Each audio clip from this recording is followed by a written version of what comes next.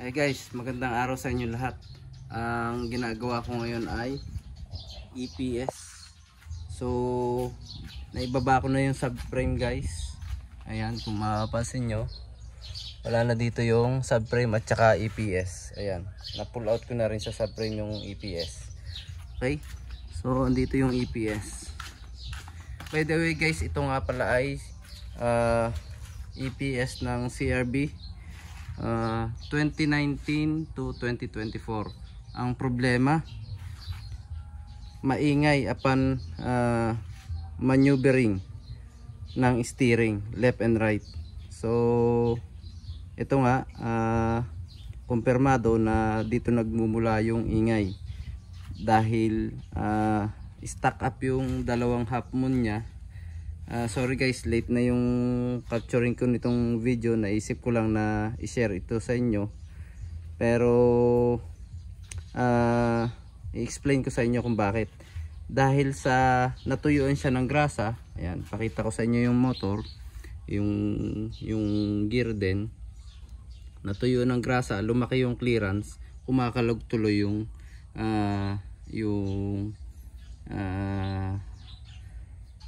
pagitan ng dalawang meshing gear. Okay, kumakalog yung dalawang meshing gear, kaya nagki-create ng ingay, kumakalog. So nakakabahala kapag nagda-drive. So ayan, stack up guys yung dalawang half moon. Ito yung dalawang half moon, hindi na naglalaro dahil natuyuan nga ng grasa. Kahit itong spring wala na ring kumakalog na rin kasi stack up nga yung yung half moon, hindi na naglalaro. Okay, so pati yung gear nya nitong steering rack wala na ring grasa. Ayan guys, mapapansin nyo meron ng grasa ngayon. So kahit itong valve body nalagyan ko na rin ng grasa, yung pinion gear. Okay, ano pa susunod naman guys, ito ilalagyan ko ng grasa.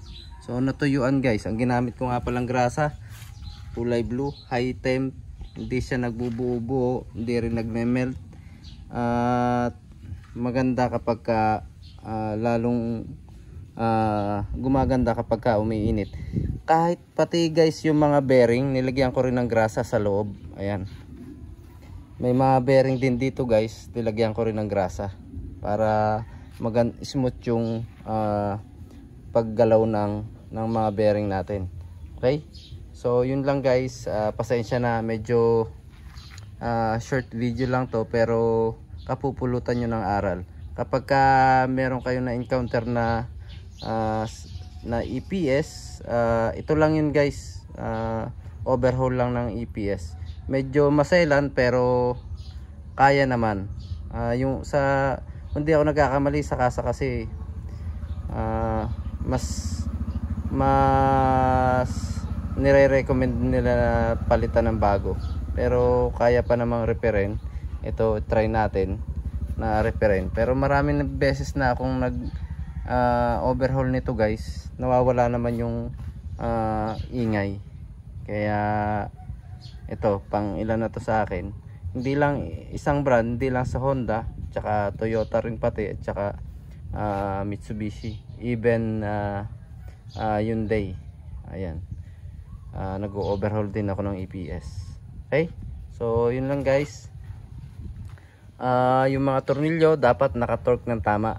Yun lang yung advice ko. Kung paano binaklas, ganun din ibabalik. So kailangan mas precise yung pagbabalik dahil syempre guys, medyo mahal tong EPS na to. Okay, thank you for watching guys.